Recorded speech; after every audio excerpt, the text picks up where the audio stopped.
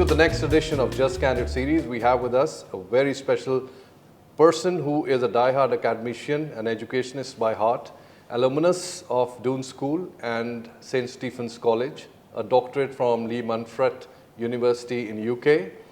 May I have the honor, along with my fellow colleagues, to welcome Dr. Sumeer Singh to our show. Sir, how have you been? Very well, thank you. Enjoying being here.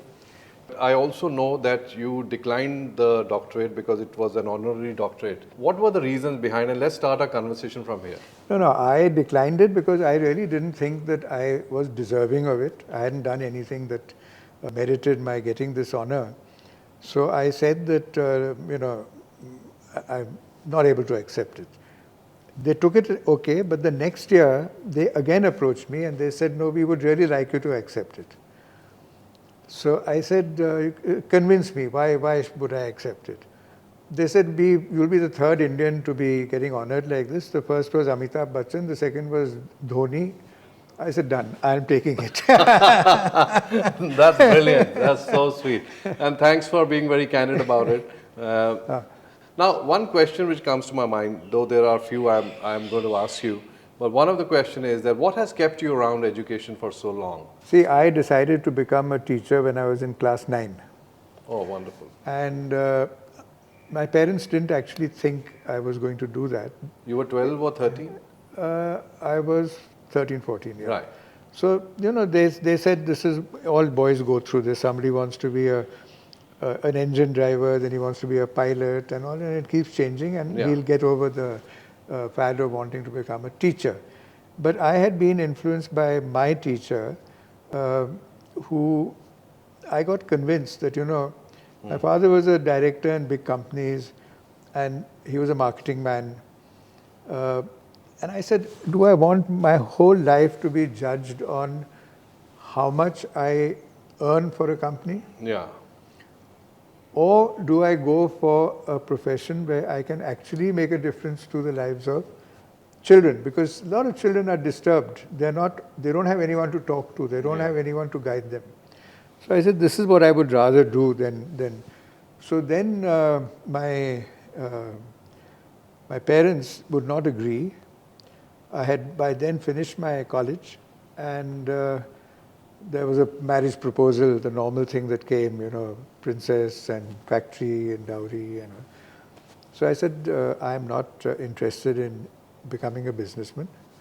Neither a new husband.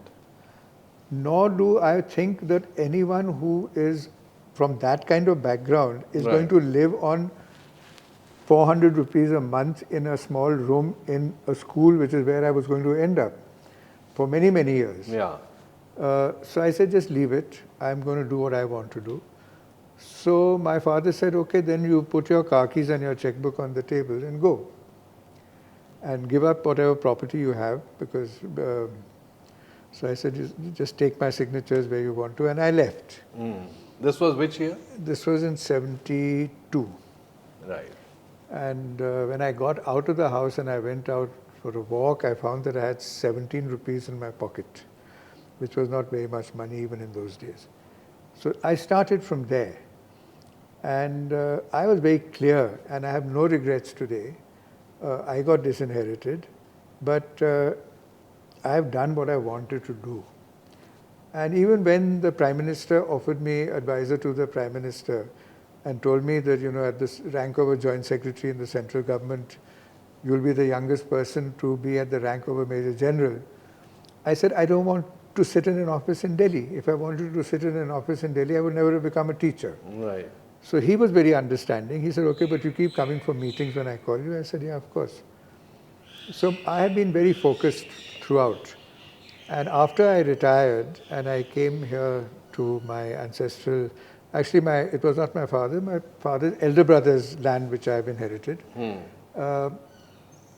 I've been very fortunate that school children have been coming every month, almost every week in fact, to come and spend 3 or 4 days on courses that I run with my team of MU20 School of Opportunity.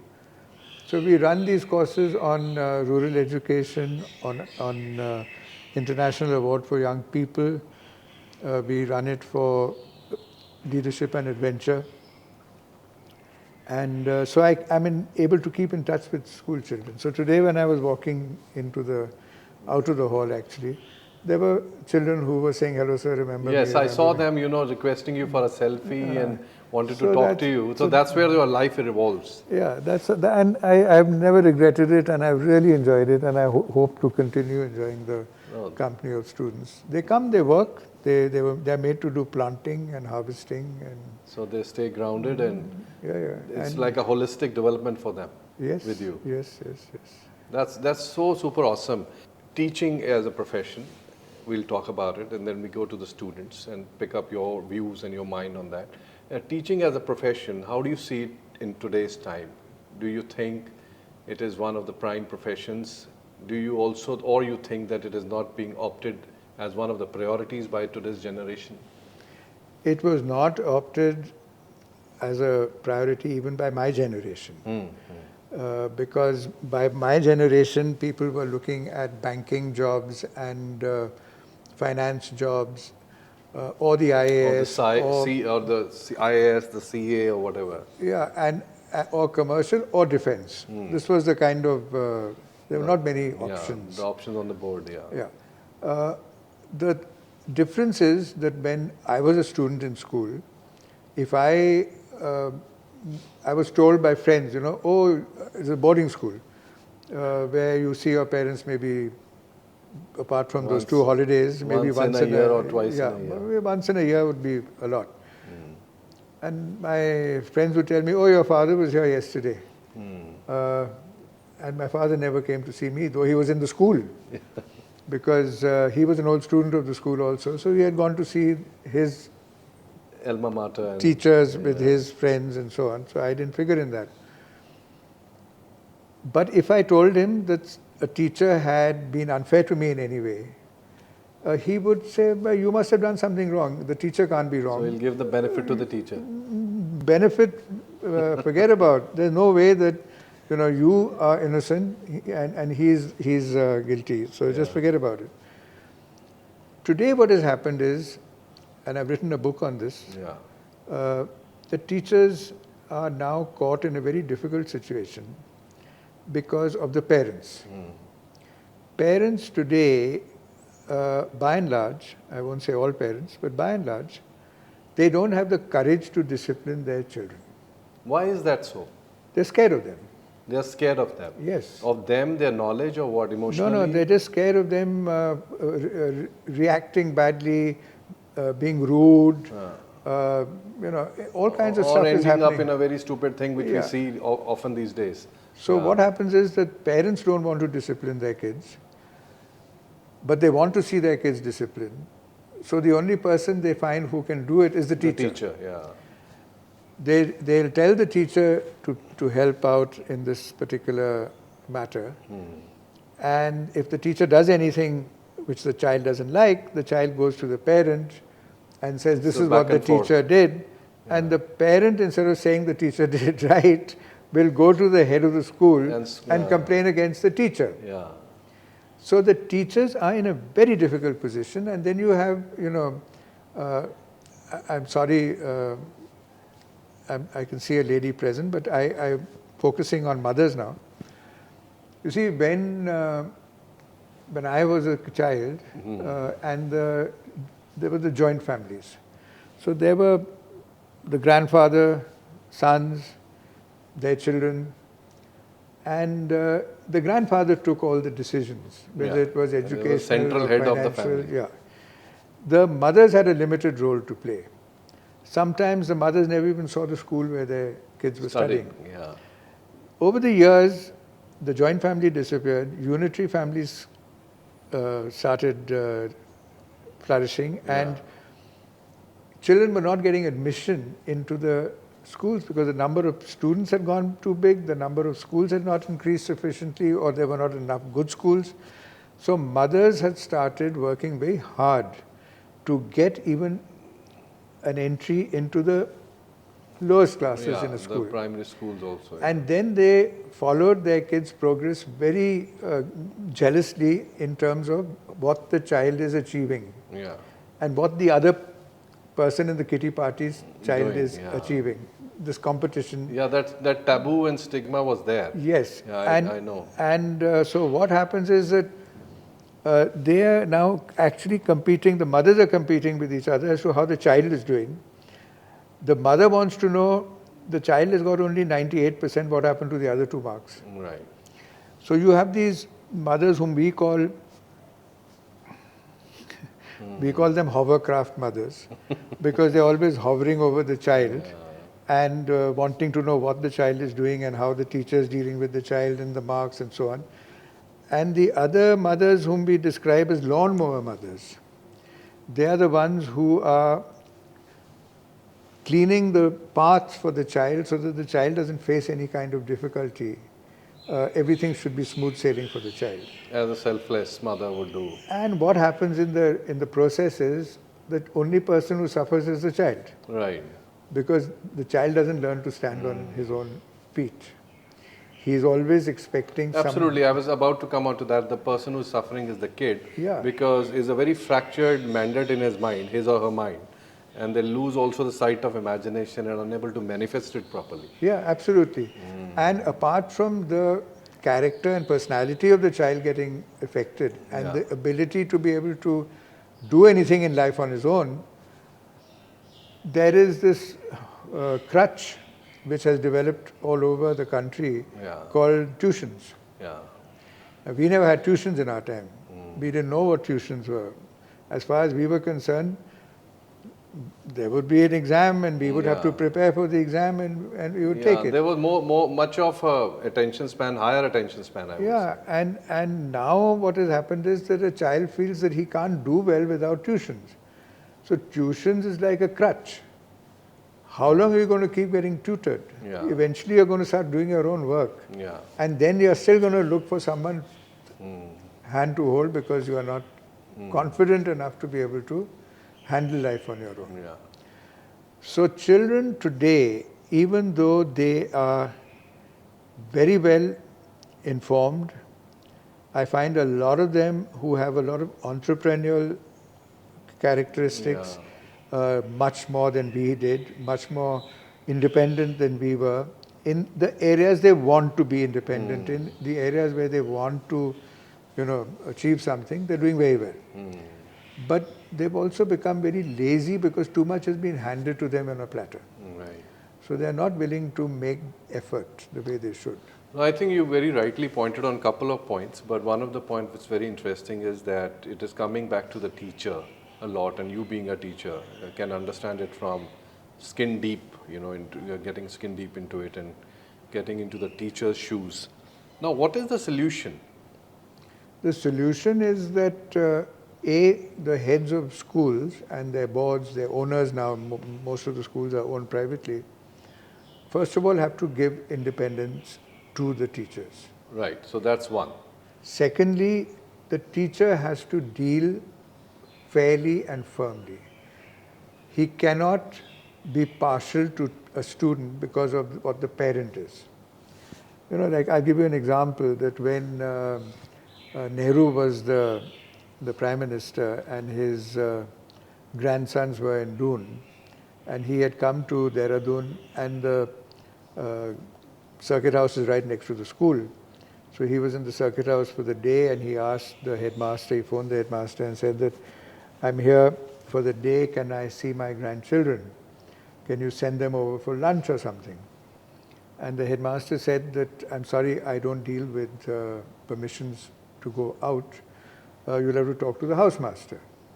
So this is the housemaster's name and number. So Nehru phoned the housemaster, who said that, I'm sorry, this is not an emergency, and so the children cannot go out. And the Prime Minister said, okay. Today, can you imagine that happening? No.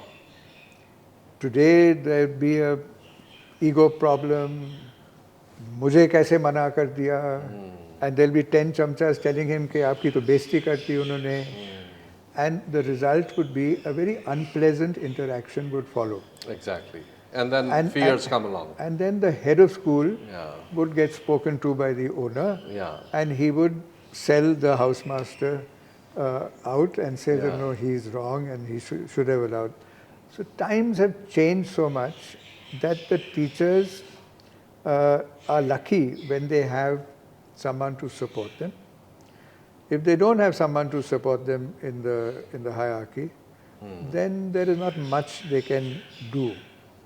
Fortunately, while we are talking at Chitkara University, we enjoy that kind of ecosystem and that kind of independent decision-making freedom.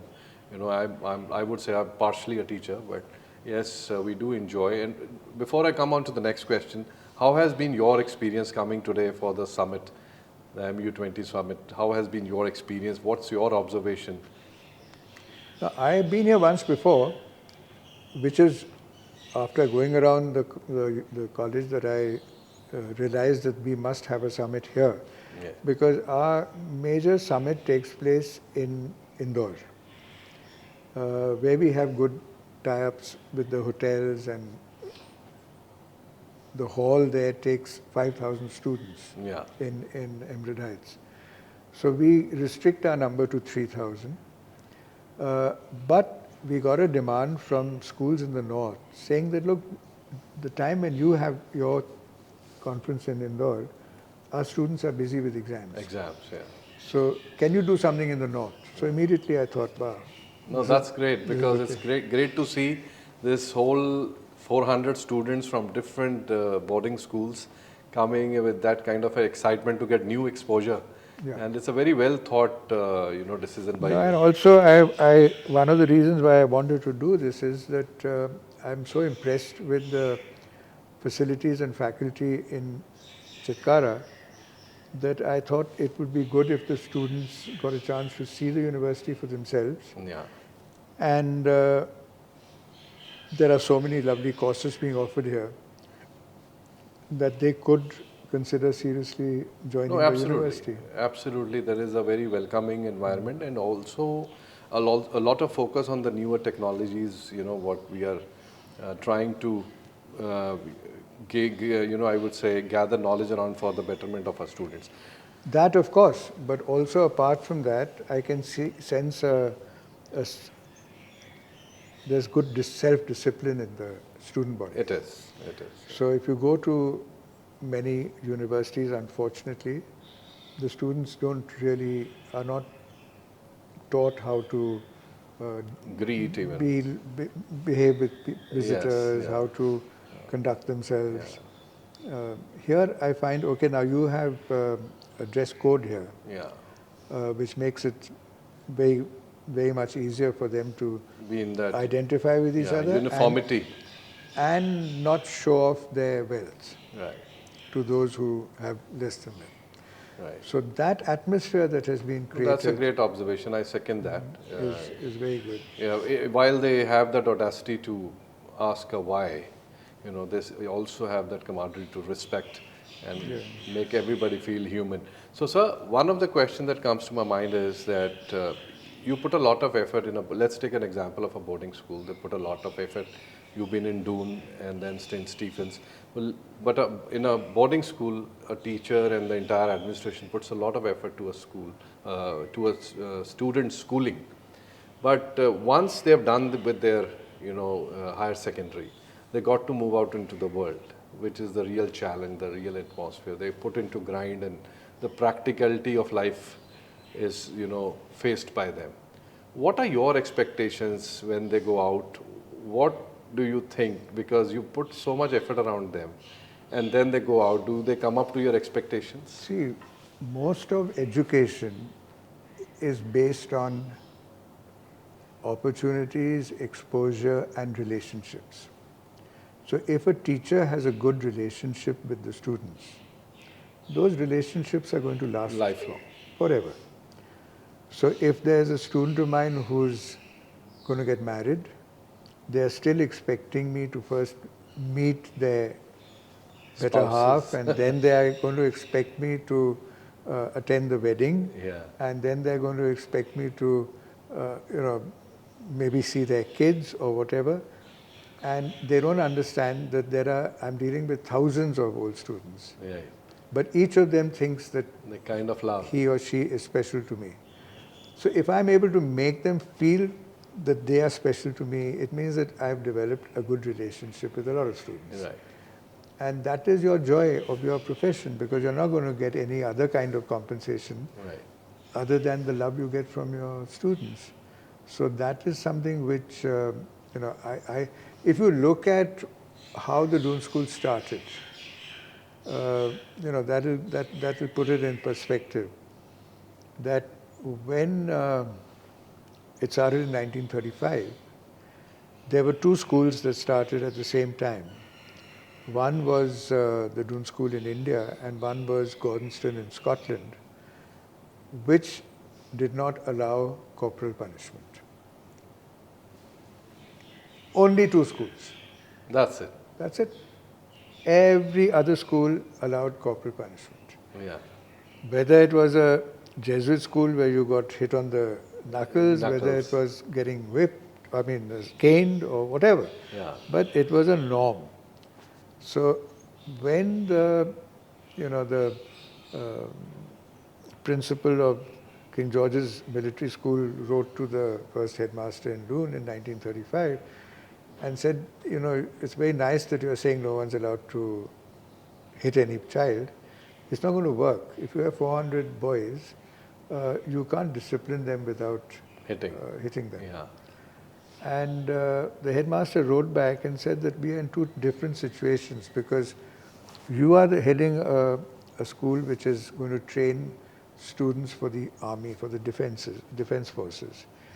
And if in the middle of a battle, a student turns around, a soldier turns around and says, I don't agree with what the officer is saying, that's the end of the battle. You're going to lose.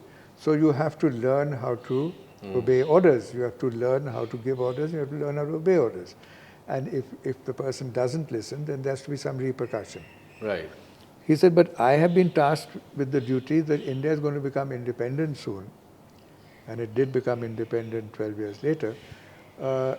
I've been tasked with the duty to create leaders for an independent India who will step into the different vacuums that are created when the British leave in different professions. Yeah, cross sectors. Cross sectors.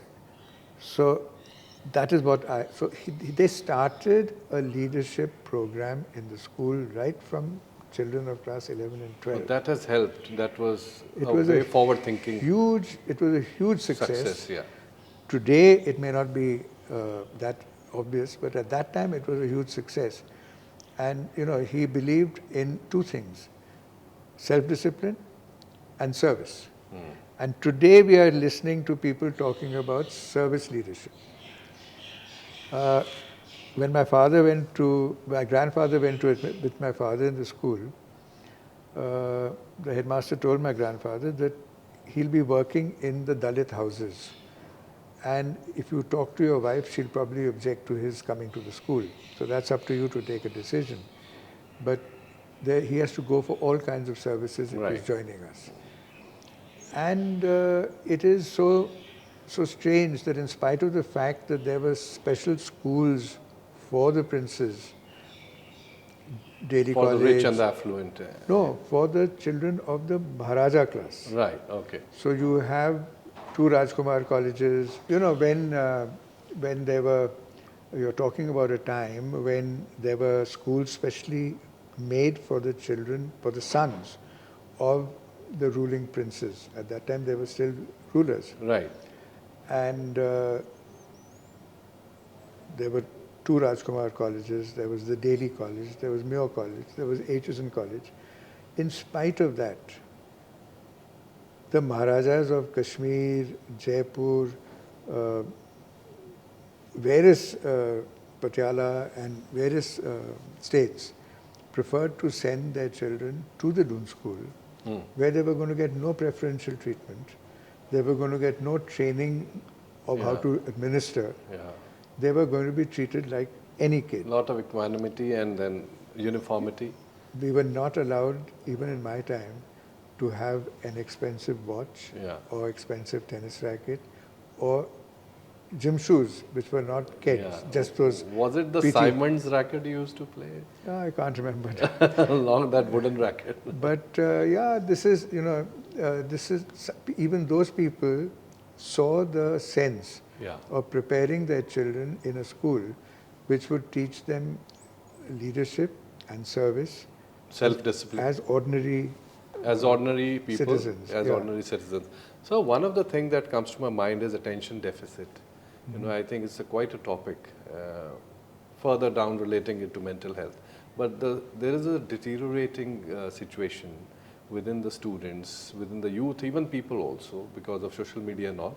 But there is a lot of attention deficit when teachers are teaching and students are studying.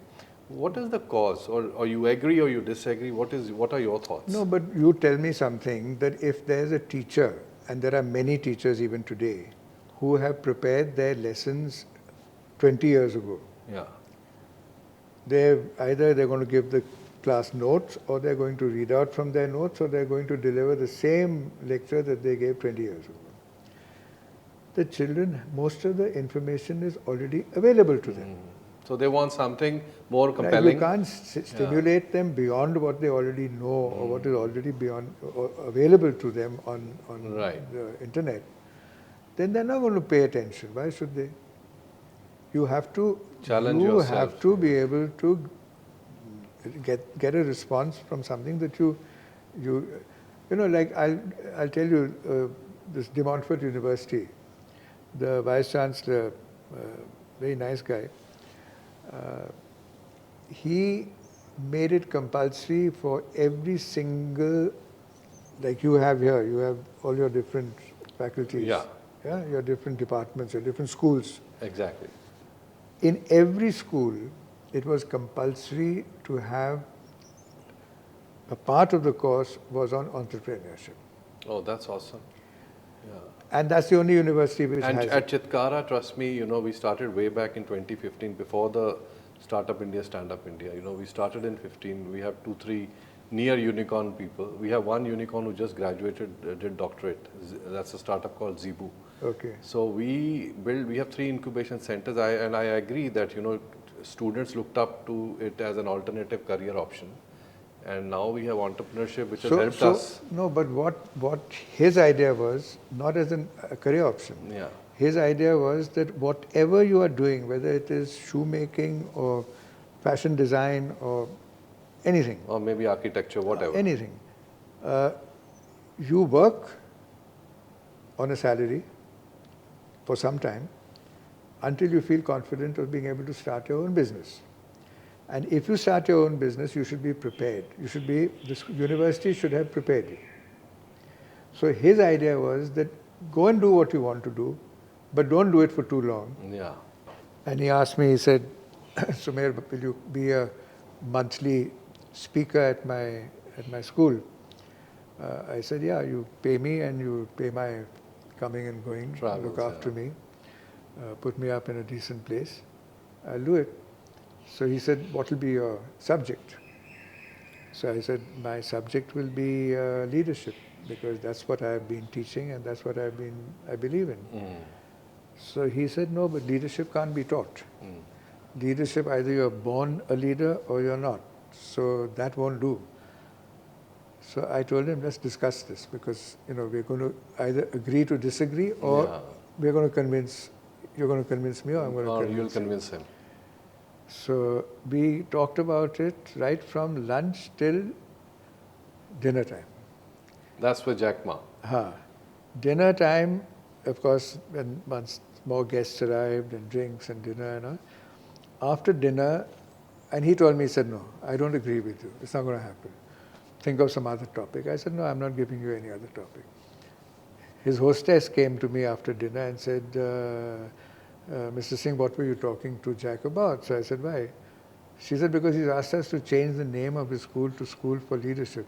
Oh, that's interesting. So, though he was not willing to admit it, But inside he admitted. but he had obviously thought about it a little more. And that is, this entrepreneurship, leadership, these are things which we have to concentrate on.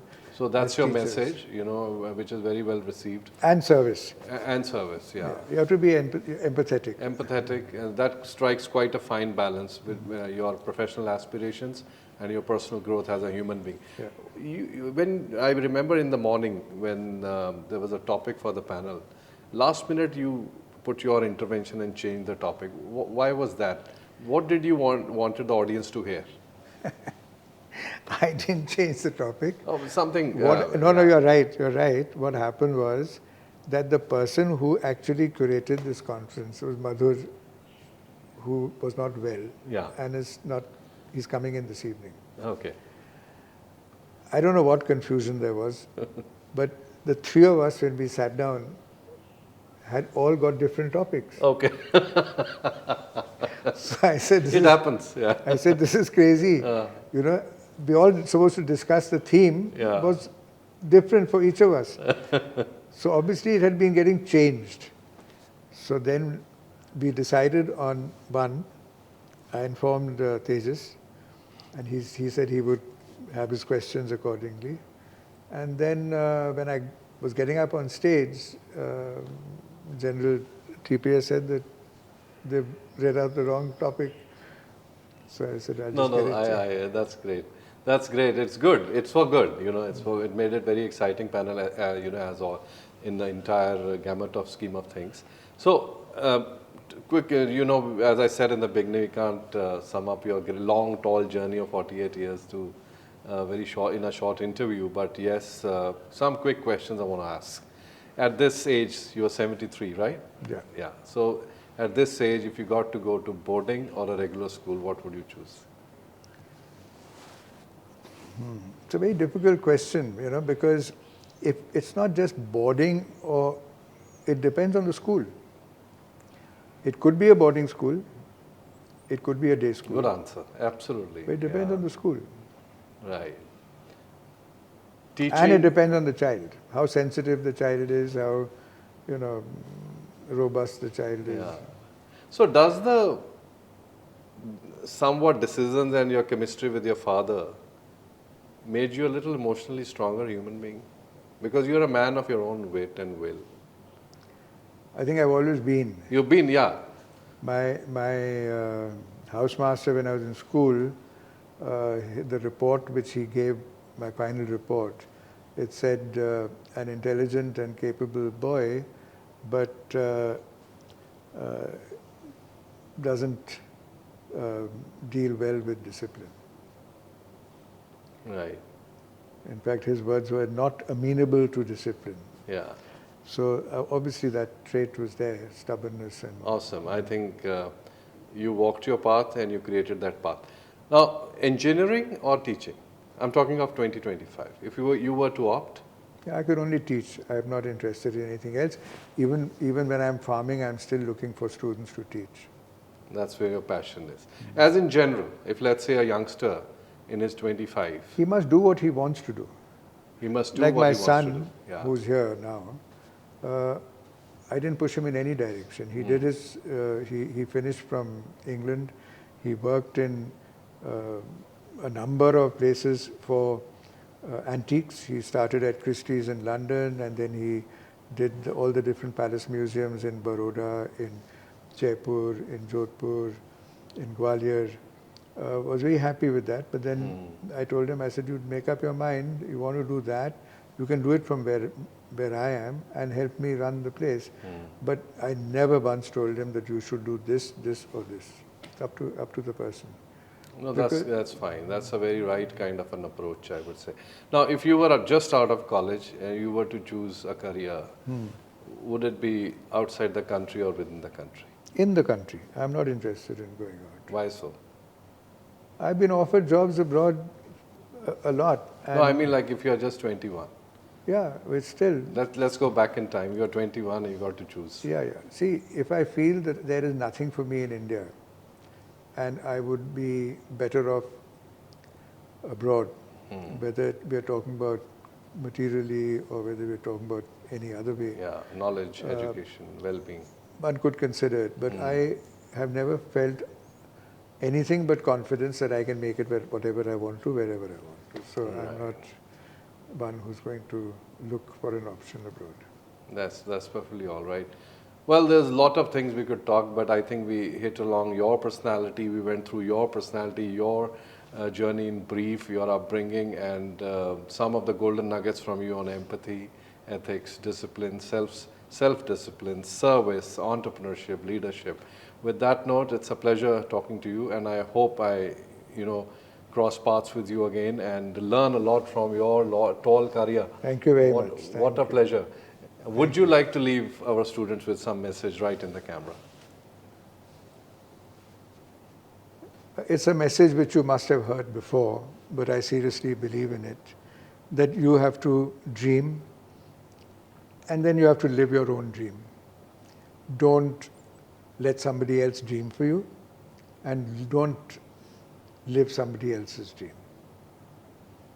Brilliant. Well, friends and colleagues, a wonderful audience, our students, that was the president for Boarding School Association of India. Not only that title, but he's a man with a lot of depth. It was my honor and our honor at Chitkara University to host such a exalted personality who is leading in a way with a lot of examples and also creating a legacy in his own way with inspiration, and his also audacity in him to do good for the society and crusade the cause of education. Thank you. Thank you very much. Thank you. It's an honor, pleasure.